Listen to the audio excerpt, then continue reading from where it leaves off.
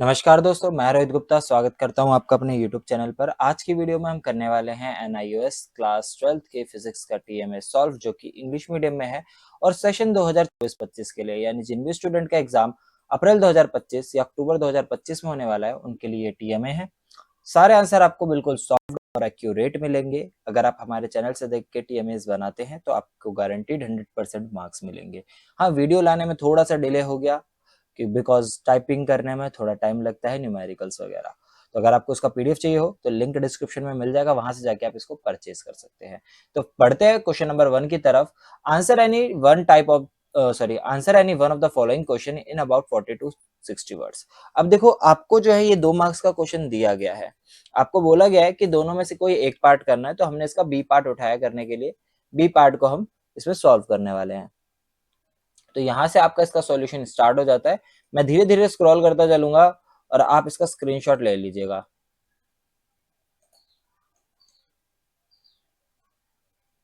ठीक है।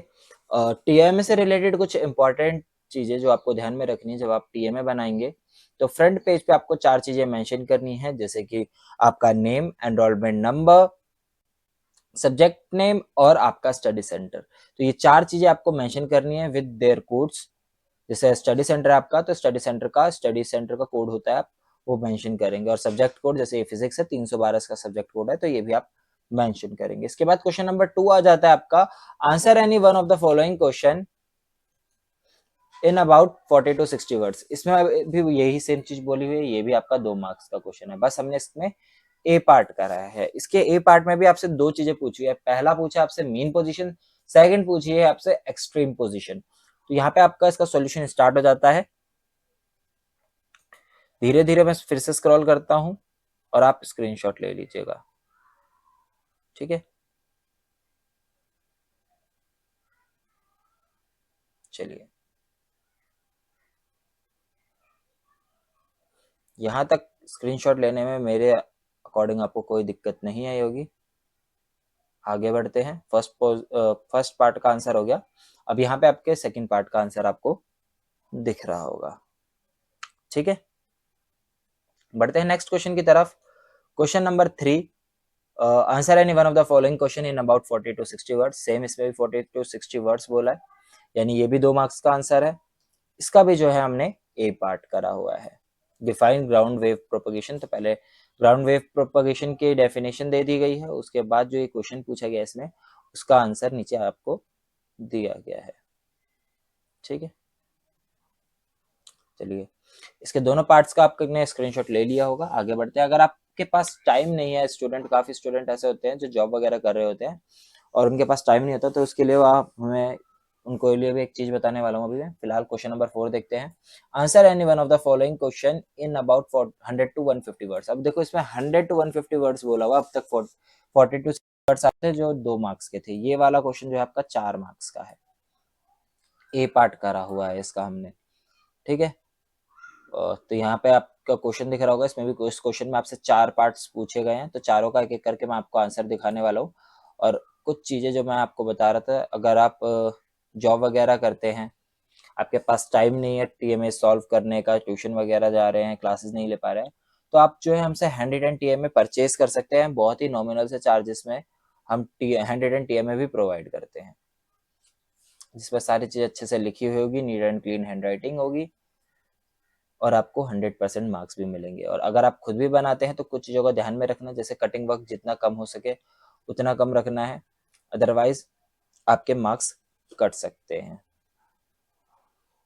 ठीक है,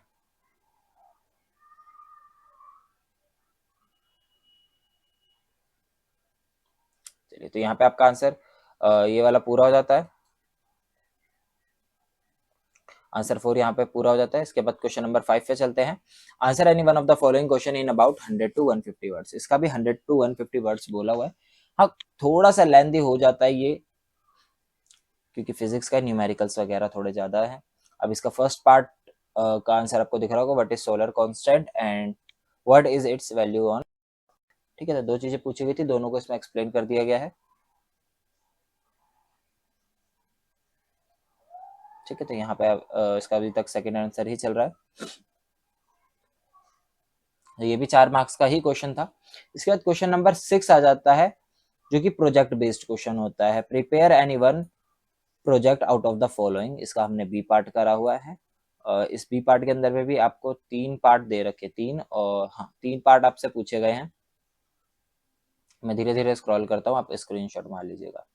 काफी स्टूडेंट के जो है टीएमए सबमिशन स्टार्ट हो चुके हैं। टीएमए सबमिट करने की लास्ट डेट 31 जनवरी है, तो उससे पहले पहले अपने टीएमए सबमिट करवा दीजिएगा। अदरवाइज अगर उसके बाद सबमिट करते हैं तो हो सकता है आपको लेट फीस पे करनी पड़े। इसके बाद यहाँ से इसका आंसर स्टार्ट हो जाता है। जैसे जैसे दिया गया बिल्कुल एज इट इज आपको उतार लेना, जहां पे जो चीज होगी वहां पे आपको लिखनी है, ठीक है। इसके बाद ये जो डायग्राम है, ये आपको जहां पे आप ये लिखोगे ना, इसके जस्ट सामने लगाना है। मतलब कि इस पेज के पहले जो है आप जब पीडीएफ बनाओगे, इस पेज से पहले ये वाली फोटोज लगानी है आपको ब्लैंक साइड में, ठीक है। डायग्राम में दिखा देता हूँ एक बार।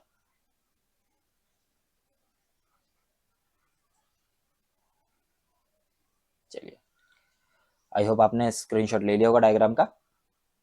इसके बाद सेकंड पार्ट यहाँ से स्टार्ट हो जाता है इसका, डेरिवेशन ऑफ मैग्नीफाइंग पावर। इसके बाद ये वाली इमेज इसमें आ जाएगी आपकी। इसके बाद थर्ड पार्ट हो जाता है, which pair of lenses should Rajni choose. यहाँ पे इसका सॉल्यूशन आपको दिख रहा होगा, और यहाँ पे जो है इसका आंसर एंड हो जाता है। आई होप आपको कोई भी दिक्कत नहीं आई होगी स्क्रीनशॉट वगैरह लेने में।